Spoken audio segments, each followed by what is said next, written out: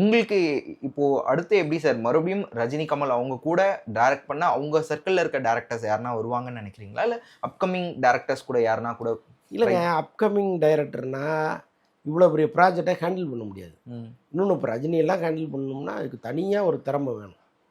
நீங்கள் அது நிறைய அது ஒரு நளினம்ங்க.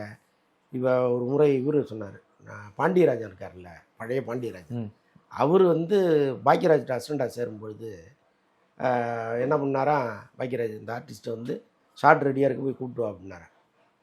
நியாயமாக என்ன பண்ணுவாங்க, ஒரு அசிஸ்டன்ட் டைரக்டர் போயிட்டு நிற்பாங்க, வாங்கன்னு கூட கூப்பிட மாட்டாங்க, பக்கத்தில் போய் நிற்பாங்க.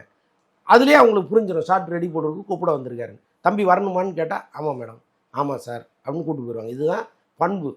இவருக்கு ஒன்றுமே தெரியல. இவர் போய் ஏங்க உங்களை கூப்பிட்றாரு வாங்க அப்படின்னு கடுப்பாயிட்டாங்களா.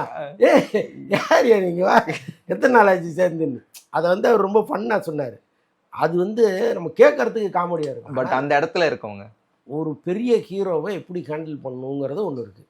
அது எல்லாராலையும் வந்துடாது. அதுக்காக தான் இங்கே இந்த டைரக்டர் சரியாக வருவாரா, அல்லது இந்த பட்ஜெட்டை ஹேண்டில் பண்ணுற அளவுக்கு அவர்கிட்ட கெப்பாசிட்டி இருக்கா.